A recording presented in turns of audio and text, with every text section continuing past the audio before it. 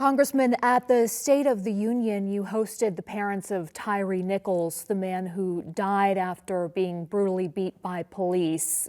What was that experience like for you, having his parents as your guests?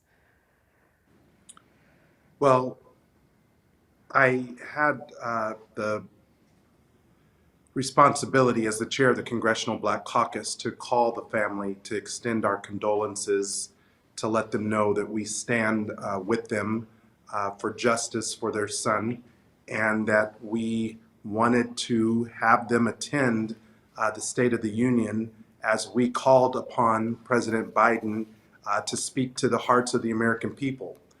What the parents of Tyre Nichols asked me to do whenever I talk about this subject is to talk about who Tyre was. He was a son, he was a father to a 4-year-old. He was a person that had a lot of passion and a lot of purpose and a life ahead of him. And that was taken due to police brutality. And that's why now we are working to, as the president said, move our country forward around public safety and accountability so that all of our communities are safe throughout the country. And in an interview following the State of the Union, Tyre Nichols' mother said that she found President Biden's message to be very strong. She appreciated it, but that she needs action more than messaging. And I'm wondering, though, after having witnessed firsthand some of the discord between President Biden and some members of Congress at that address, the heckling and booing, how much confidence does she have that Congress can get something done? Well, after the State of the Union, I actually went and escorted Mrs. Wells, the mother of Tyre Nichols, from the gallery. And in the course of leaving the Capitol, several members from both sides of the aisle came up to her and said, we're praying for you, we're lifting you and your family up in prayer. And she said, what I need more than your prayer is I need your action. And Amber, you're right. There may be discord and dysfunction with some members of Congress, but those members were never about solving problems. The issue of public safety is not a Democrat or Republican issue. It's not a black, brown, or white issue. It is a public safety and accountability issue that all of us should be working for. And all of us should agree that bad policing shouldn't exist anywhere in America. So yes, there are Republicans. I am meeting and talking with many of them in the Senate and the House who were not part of the hecklers, who actually believe in public safety for all communities. And we're going to work tirelessly to reach agreement so that we can move meaningful legislation ahead this Congress.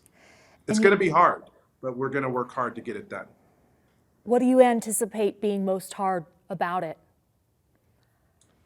Well, look, a lot of times people have tried to frame this issue as if you are against bad policing, then somehow that means you're against all police. I want to say, without a doubt, I support law enforcement. In fact, as the president said, the lion's share of law enforcement, the men and women who put on the uniform and go into our communities to protect and serve, are good people that work hard and do the right thing. And they want to be able to come home to their families as well. But where there is bad policing, and again, none of us should want that anywhere in America, then we have to work to hold them accountable.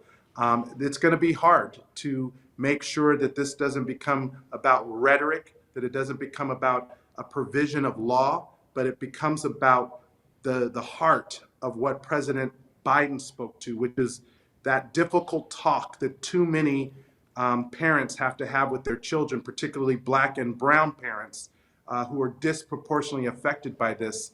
And that's one of the most difficult things that we have to do as parents. And that's what we're trying to say. We want all communities to be safe, including the communities that we live in and come from. What do you believe to be at the heart of this issue of police brutality? Well, that's a very complicated question and probably answer. But what I will just say is, I believe that all of us want the same thing. We want our children, when they leave our home, whether it's to go to the park or as they get older and they start to drive, if they get pulled over by law enforcement, that it doesn't result in the death of a loved one or the brutal beating of someone and the trauma that unfolds afterward. And so I am more focused on how we move forward and how we provide solutions than I am so much in the root causes of it, because what I do believe ultimately is that we all should be for improving the culture of policing. And that comes through transparency, accountability, and higher professional standards. We have that for other professions, and we should expect it for the men and women in law enforcement. In the discussions that you've been having so far with the president, and then as you just mentioned, some other Republicans as well, what kind of legislation are you pursuing? Well, what we are doing at this moment is talking about the principles of public safety and accountability. So, for example, on transparency, that's about data collection. In Memphis, for example, the use of force was used 3 times more on Black residents in Memphis than on white residents. The only reason we know that is because they collect data.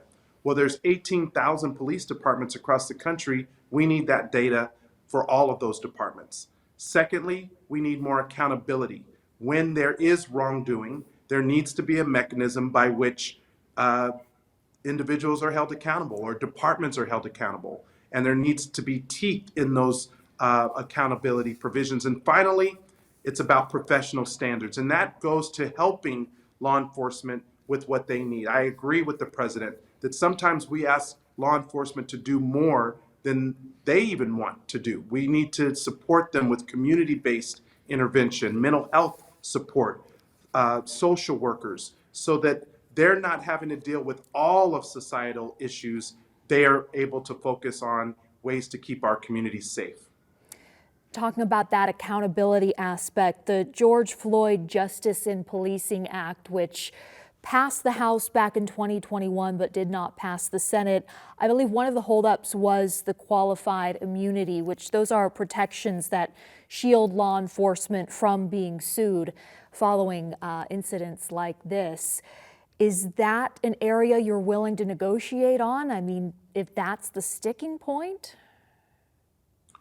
What the families have asked us to do is to be reasonable. They understand we may not get everything.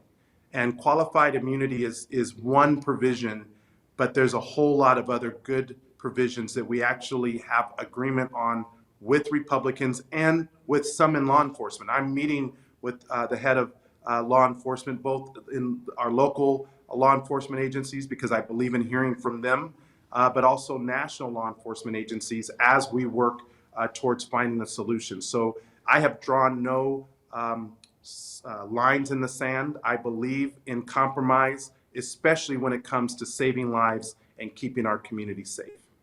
And back to something you mentioned about this not being a black, brown, or white issue, yet also you said that it disproportionately impacts black and brown families. Is this an issue of race, in your opinion?